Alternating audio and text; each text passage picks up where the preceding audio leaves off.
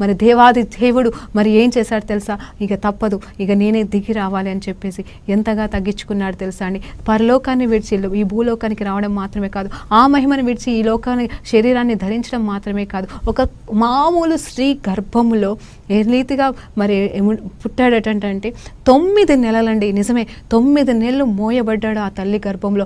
ఏ రీతిగా అంటే అసలు చిన్న బిడ్డలాగా తగ్గించుకొని ముడుచుకొని ఉన్నాడండి నా యేసయ్య, మీ యేసయ్య. హల్లెలూయా, దేవునికే మహిమ కలుగును గాక. నిజమే, తగ్గింపు అంటే ఇంకెన్నో చెప్పొచ్చు, ఎంతగానో మనం వర్ణించవచ్చు. కానీ పరిశుద్ధాత్మ దేవుడి సమయంలో నాకు చెప్తున్న మాట ఏంటంటే, ఆయన చిన్న బిడ్డలాగా మిగతా బిడ్డలు ఎలా పుడతారో, మరి గర్భఫలం ఏ రీతిగా జన్మించబడుతుందో ఆ రీతిగానే అతను కూడా నార్మల్గా 9 నెలలు ఒక సామాన్య స్త్రీ కడుపులో ఎలా అంటే తనకు తను తగ్గించుకొని ముడుచుకొని బతికాడండి. హల్లెలూయా, దేవాది దేవునికి మహిమ కలుగును కాక. ఇదిగో మనం ఒక్కొక్కసారి కొన్ని విషయాలకి ఎవరన్నా మనల్ని ఏమైనా అన్నప్పుడు, లేకపోతే మనకు కోపం అవన్నీ వచ్చినప్పుడు ఏమంటాను తెలుసా అండి, నేను ఏమైనా గాజులు వేసుకొని కూర్చున్నానా అని మగవాళ్ళు అంటారు. ఈవెన్ ఆడవాళ్ళు కూడా అలాంటి డైలాగులే వాడుతూ ఉంటారు. నాకు ఎట్లా కనిపిస్తున్నాను, నేను గమ్మును ఎట్లా కనిపిస్తున్నాను అనుకుంటే ఎక్కిరిచి పెడతారు, తిడతారు, గొడవలకి మునిగిపోతారండి. చూడండి, నా దేవుడు నిజమే అండి, నా దేవుడు తగ్గించుకున్న విధానము 9 నెలలు ఒక స్త్రీ గర్భంలో ముడుచుకొని కూర్చున్నాడండి, మౌనంగా కూర్చున్నాడు. ఎందుకోసం? ఎవరిని భరించడానికి? నన్ను మనల్ని భరించడానికి కూర్చున్నాడు. కానీ ఇక్కడ యోనా గారు మరి 3 రోజులు చాప గర్భంలో ఉండి కూడా ఆయనకి బుద్ధి రాలేదండి. ఆ తగ్గింపు రాలే, ఆ మార్పు రాలే, అసలు ఏమీ లాభం లేని పరిస్థితిలోకి అయిపోయాడు.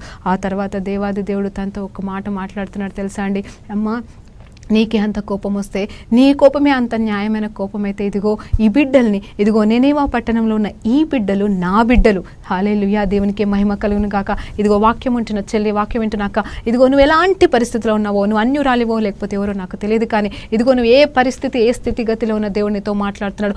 ఆనాడు నెనీవా పట్టణంలో ఉన్న 1,20,000 మంది అంటాడండి. హల్లెలూయా, 1,20,000 మందితో మరి మంది విషయంలో దేవుడు ఏమంటున్నాడు తెలుసా, వాళ్ళు మూర్ఖులే కావచ్చు, పాపంలో ఉన్నవారు కావచ్చు, కానీ వారికి చెప్పేవాళ్ళు లేక, కాపరి లేక, కుడికి ఎడమకి తేడా లేని నా అమాయక జనాన్ని వాళ్ళు తప్పు చేసినారు కాబట్టి నేను క్షమించాను, వాళ్ళని బట్టి వాళ్ళు ఉపవాస ప్రార్థన చేశారు కాబట్టి నేను క్షమించానే, కానీ నీలాగా మూర్ఖుళ్ళు కాదు వాళ్ళు అని చెప్పేసి అక్కడ చెప్పకనే యోనాని దేవుడు గద్దిస్తున్నాడండి. హల్లెలూయా. ఆ తర్వాత మరి యోనా అందుకోసమే చిన్న ప్రవక్తగా మిగిలిపోయాడేమో, లేకపోతే ముందుగానే దేవుడు చెప్పినట్టుగా వినుంటే ఖచ్చితంగా దేవుని చేత వాడబడి గొప్ప ప్రవక్తగా, పెద్ద ప్రవక్తగా, మరి పెద్ద ప్రవక్తల లిస్టులో ఉండేవాడేమో అని నేను అనుకుంటున్నాను.